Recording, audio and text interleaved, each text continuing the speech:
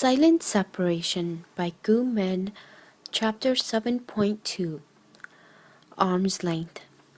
When he was seeing client, he did not bring his mobile phone along, so there were 2 missed calls. One of the call was from another client. Yichen called back immediately, talked for a few minutes, then hung up. There was another call. He pressed the green call button. The other side immediately answered the call. Yichen?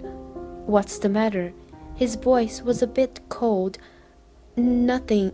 The other side seemed to be discouraged by his indifference. Paused before saying, Yichen, I cannot find my keys. Mosheng had a bag on her shoulder and waited for him across the road. She wore a sweater with a big collar and her head was down, counting the grits on the ground. The traffic lights was red, so he hawked his footstep and looked at her from a distance. There were a lot of things that did not change. She still liked to wear sweaters. She was already about 26 or 27 years old, but still dressed like a student.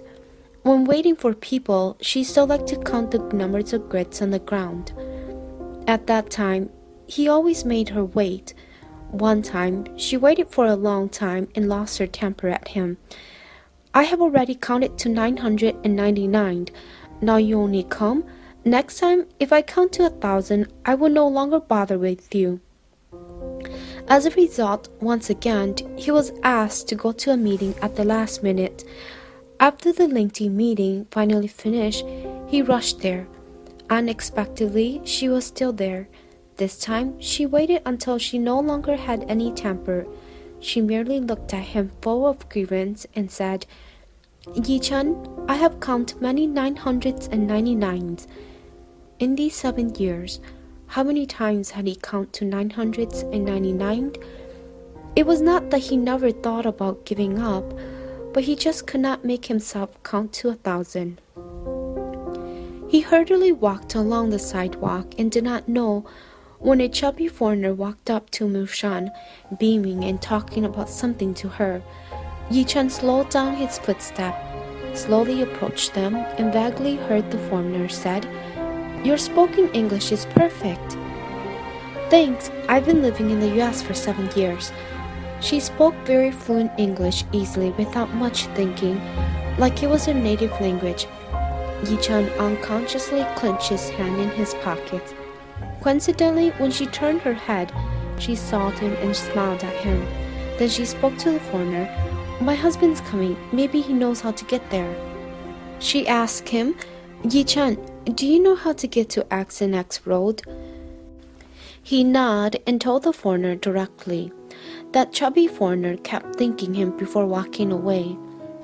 Now only the 2 of them remained, so suddenly Mosheng felt hesitant as she did not know what to say to him.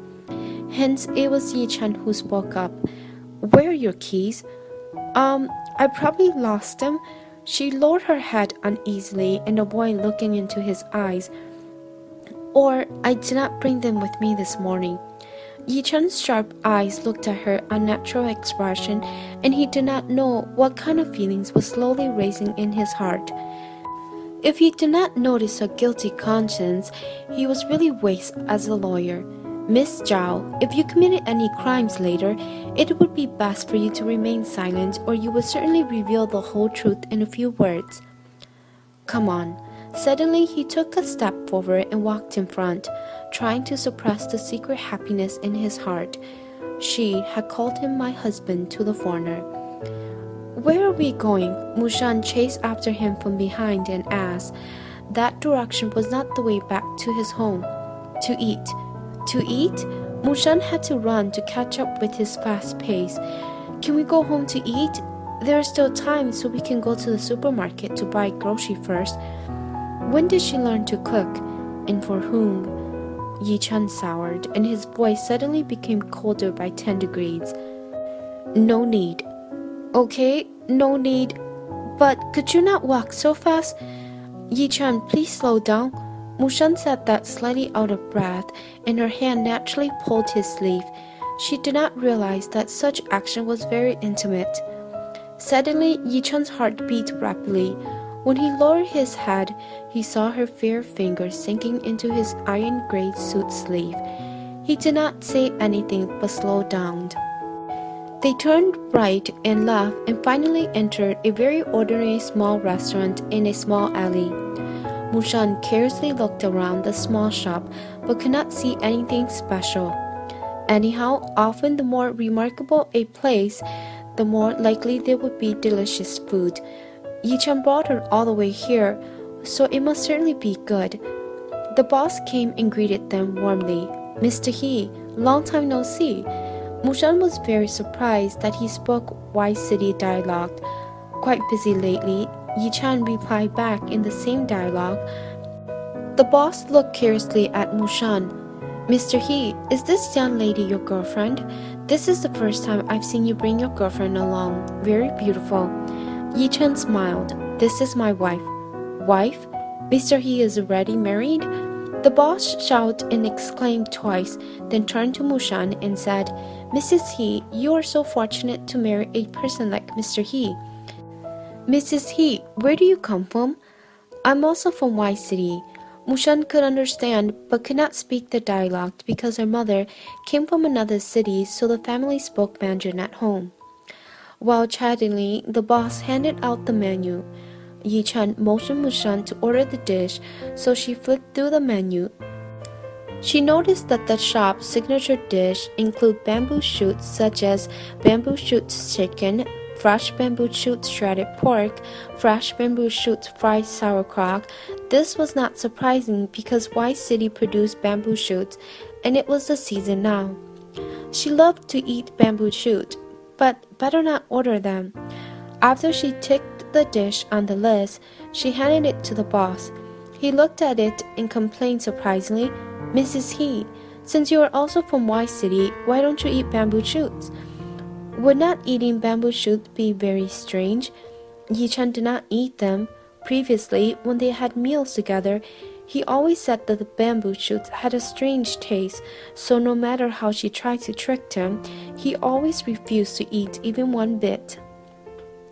Mr. He orders them every time he comes here. When the dish was served, Yichen's chopstick never touched the bamboo shoot. Mosheng asked, "Why aren't you eating?" The boss said, and then suddenly she could not continue. Why would every time he come here, he also ordered them? Yichen kept quiet, and then a long time later, he said briefly, "It is difficult to decline a magnificent hospitality." Coincidentally, she was chewing a piece of bamboo shoot in her mouth, but she could no longer taste the freshness and sweetness. After she swallowed it, like Yichen said, it had a strange taste. She saw the boss speaking in Wise City dialect and warmly greeting the guests who just came in. He bragged in a loud voice how delicious these shop's signature dishes were. Really?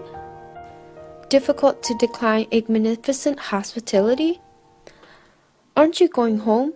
They walked out of the small restaurant. Mosheng, who was holding the key Yichen gave her, asked hesitantly, "I'm going back to the law firm because I still need to deal with some matters," Yichen said dismissively. "Oh," Mosheng clenched the key tightly in her hand. "Then what time are you coming back?" Yichen looked at her, his eyes gleaming with strange light. "You want to wait for me?" "Yes," Mosheng nodded, and then explained why. "Your keys are with me. There is a set of spare keys in the office, so you do not need to wait for me." He averted his eyes from her, not clear if it was because he was disappointed or because it was something else. His tone was even colder and sounded a bit mocking. "I'm also not used to people waiting for me." The house was cold when leaving, when returning.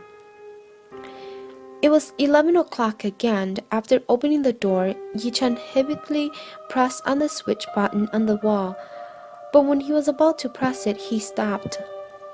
The lights were on. He dropped his hand, looked around the house, and noticed the TV was still on, but nobody was watching. When he walked over to turn off the TV, he walked past the sofa and glanced at the person curled up asleep there. Suddenly, he stopped. Yichen stared at that sleeping face because he really wanted to shake her awake and scold her. Such a cold day, and she slept on the sofa. Did she have a brain? Obviously, he was annoyed and mad, but he still bent down and carefully picked her up from the sofa. Her soft body filled the emptiness of his embrace. Her warm and light breathing fell in his ice-cold suit. All these years, he never dared to dream of such a day, where she could once again be within reach. When he held out his hand, when he lowered his head, Mosheng completely belonged to him. He lowered his head slightly so his cheek rubbed her soft cheek. She slept outside for so long, yet her cheek was still warm. Suddenly, Mosheng, who was in his embrace, moved to escape his touch. Yichen held out his breath. Has she waken up?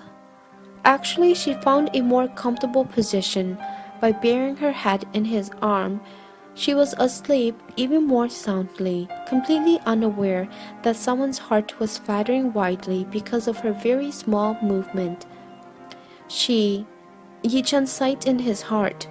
He could no longer control that more and more good mood.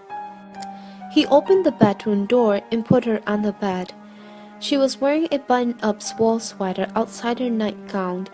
Yichen hesitated for a while, but nevertheless helped her take it off. One by one, the buttons were undone, making his breathing a little bit more difficult. He gently held her up and slipped the sweater off her arms. Even though she was wearing a nightgown, he could still feel the soft skin on her back, making him unable to control his rapid heartbeat.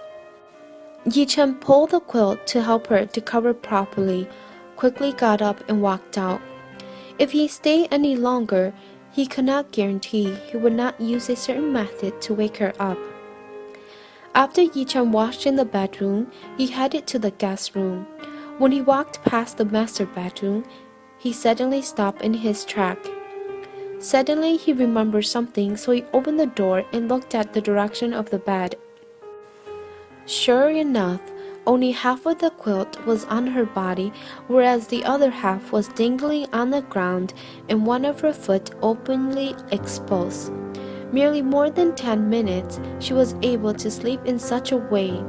Apparently, when she mentioned before that her sleeping posture was just a little poor, it was truly an understatement.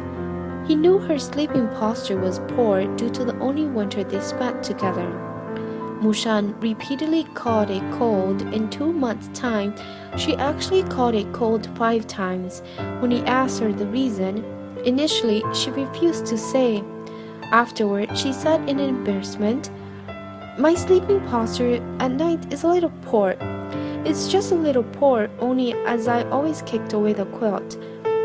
When my father came home late, he would cover me back with the quilt, but there's no one here to do that. I always kicked away the quilt in the middle of the night, so you can't blame me for catching a cold." This sounded like the justification for catching a cold and through no fault of her own. It now appeared that her sleeping posture was more than a little poor. Yichen picked up the half-hanging quilt on the bottom of the bed and helped her to cover her back properly again. The moment he pulled away his hand, she turned over and the quilt fell on the ground on the other side of the bed. What strange sleeping habit! Yichen held out his hand to pull the quilt and once again cover her tightly. He stared angrily at Mosheng, who was sleeping soundly. If she dared to kick the quilt one more time, he did not mind spending the whole night to correct her sleeping posture. What a pity! Mosheng continued to sleep obediently and did not even move an inch. In the end, she was afraid of the cold, so she even buried deeper into the quilt. At this time, even though Mosheng was sleeping, she also knew how to be sensible to adapt to circumstances. What was the time, day or night? How come she was sleeping on the bed? She sat up on the bed, but she was not really awake yet. Mosheng's sleeping eyes looked at the floor, but she could not find her slippers. Where have they gone? Yichen came out of the kitchen to see Mosheng in her nightgown hopping around in the living room. He couldn't help but frown. "What are you doing?" "My slippers." She could see them near the sofa. Just one jump and she successfully landed on the slipper. After she put her slippers on, she looked up and saw Yichen staring at her with disapproval in his eyes. I was looking for my slippers. She felt guilty for no reason. Go and change your clothes, he said stiffly, and then turned around. Mushan blushed when she noticed that she was still wearing her nightgown. She had forgotten that there was another person in this house. When she came out after changing her clothes, Yichen was already eating his breakfast. Mushan hesitated for a moment and then sat down next to him. She looked at the congee and some small side dishes on the table, the breakfast she would be having together with Yichen. Seeing that she did not touch the breakfast, Yichen raised his eyes. Not used to eating Chinese breakfast? No. When she recovered her concentration after being lost in thought, she quickly bowed her head and drank a mouthful of congee. It was pretty good. Yichen seemed to know what she wanted to ask, so without lifting his eyes, he said in a flat tone, I bought the congee nearby. It tastes pretty good. Okay, Yichen replied absent-mindedly. Mushan had nothing more to say, so she just drank the congee. Then the eyes caught a glimpse of some flies on the table. Do you also need to go to the law firm today? Yes. Very busy? Okay. In fact, very busy because someone caused his feeling to be in turmoil recently, so he did not get much work done. Oh, at last, her low intonation caught his attention. Seeing the way she was drinking the congee, her hair was almost going to drop into it. They seemed to be newly married. How good is your English? With his eyes widened, Yichen casually asked, English? Why did he suddenly ask this? Okay, but I did not pass Task 4. Before she went to the USA, she took Task 4 for the first time.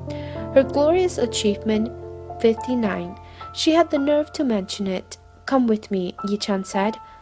Mushan raised her head and looked at him in surprise. Go where? To the law firm to help me translate some information.